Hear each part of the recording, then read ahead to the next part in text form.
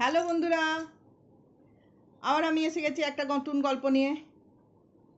তোমরা কিছু কমেন্ট করো, তোমরা একটু লাইক করো, সাবস্ক্রাইব করো, আর ভালো না লাগলে লিখে দাও ভালো লাগছে না, অন্য গল্প শোনাও।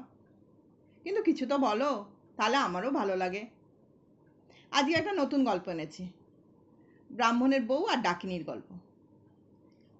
একটা ডাকিনী ব্রাহ্মণের বউয়ের ওপর প্রতিশোধ নেওয়ার জন্য, মানে বউয়ের ওপর রাগ ছিল, তাই জন্য কি কি করেছিল সেই একটা গল্প বলবো। তো এক গ্রামে এক ব্রাহ্মণ বাস করত।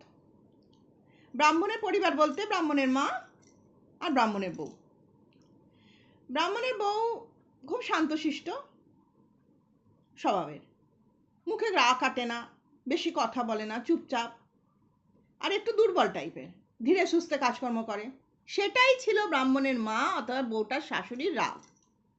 কেন বউ তাড়াতাড়ি কাজ করতে পারে না, সব সময় খিটখিট করত, একটু কিছু ভুল হলে ধরে দিত, খুঁত ধরতো, এরম করতো। মানে শাশুড়ি ঠাকুরের মনে অশান্তি লেগেই থাকতো যে বৌমা আমার কেন তড়িৎ গতিতে কাজ করতে পারে না। আর একটাও কারণ ছিল রাগের, বৌমা কেন আমার ছেলেপুলে কিছু হয় না, বৌমার ছেলেপুলে হয় না, তাই জন্য তার রাগ ছিল। এদিকে ব্রাহ্মণের বউয়ের ওপর আর একজনেরও রাগ ছিল, সেটা অবশ্য অন্য কারণ। ব্রাহ্মণের বাড়ি থেকে একটু দূরে একটা পুকুর ছিল, পুকুর পাড়ের দক্ষিণ দিকে একটা কাঁঠাল গাছ ছিল। সেই কাঁঠাল গাছে একটা ডাকিনী থাকতো।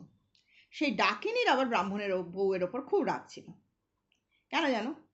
তার আবার ডাকিনী সেজে থাকতে ইচ্ছা করে না, ডাকিনী হয়ে রয়েছে, তার আর ভালো লাগে না, সে চায় একটা সংসার করতে।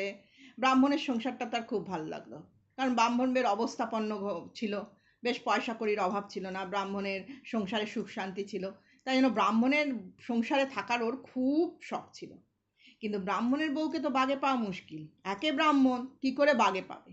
যদি না কিছু তার সঙ্গে একটু টাচ ফাচ করে, নইলে বাগে পাওয়া যাবে না। তো সেই আশায় সে সাদা কাপড় পরে পুকুরের ধারে দাঁড়িয়ে থাকতো, কিন্তু কোনোদিনই ব্রাহ্মণের বউকে বাগে আনতে পারে না।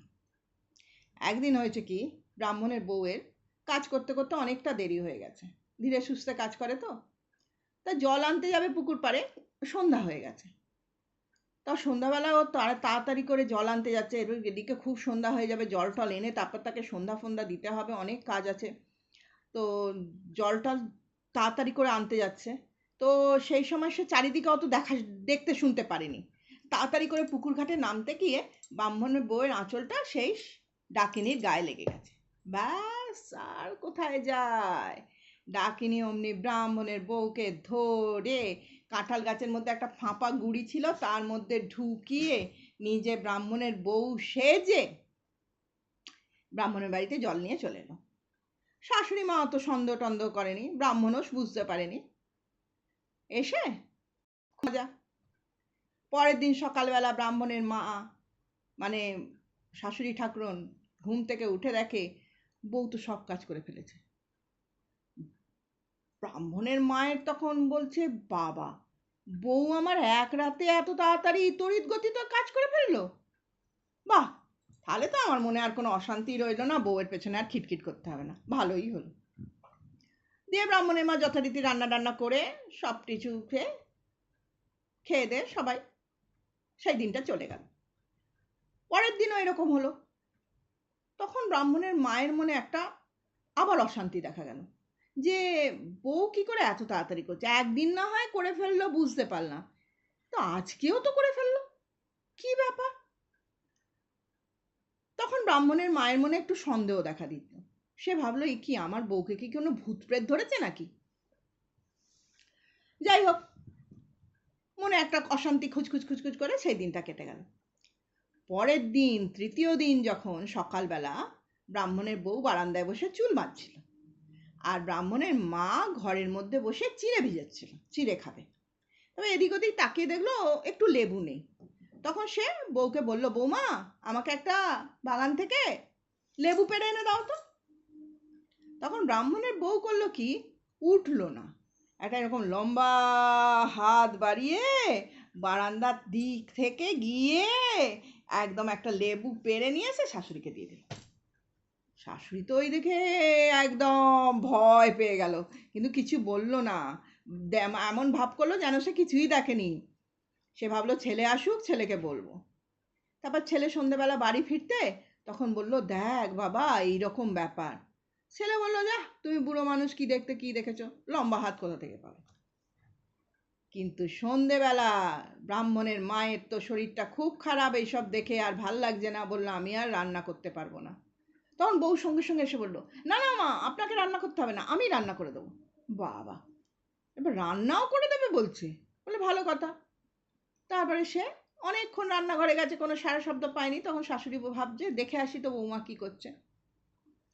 রান্নাঘরে গিয়ে একটু উঁকি মেরে দেখেই ব্রাহ্মণের মা তো একদম ছুটে ঘরে।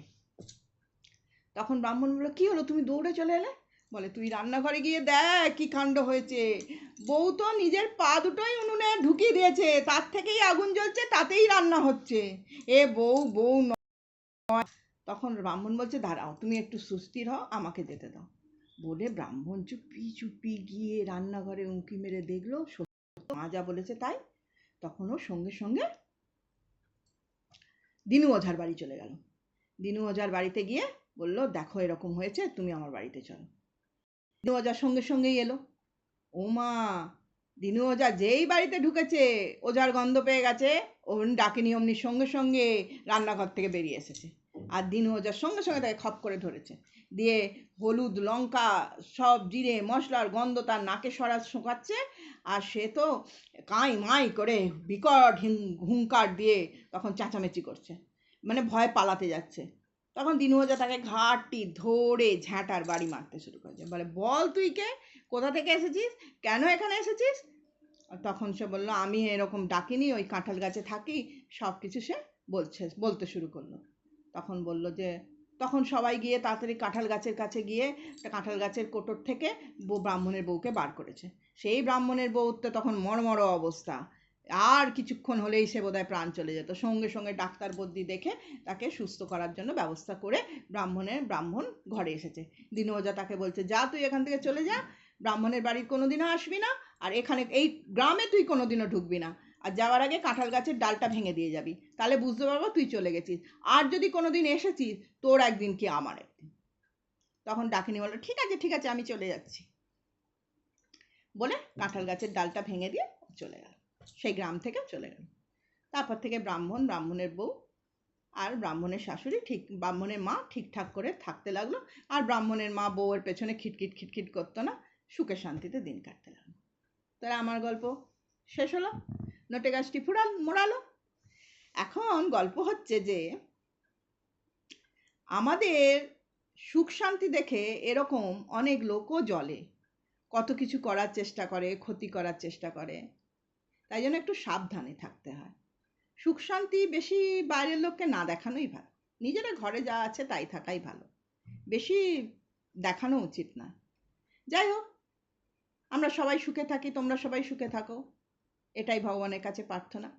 তাহলে আমার গল্প শেষ করলাম। এবার তোমরা একটু লাইক সাবস্ক্রাইব করে দিও। আমি তো গল্প খুঁজে খুঁজে নিয়ে আসি, কতদিন ধরে খুঁজে খুঁজে একটা গল্প বার করি, আর তোমাদের তো 1 মিনিট লাগবে বলো একটা লাইক করতে। তোমরা লাইক করে দিও, আর একটা কমেন্ট করে দিও কেমন লাগছে, আর কিরম গল্প শুনতে চাও, জানালে আমার খুব উপকৃত হই। তাহলে আসি, টাটা।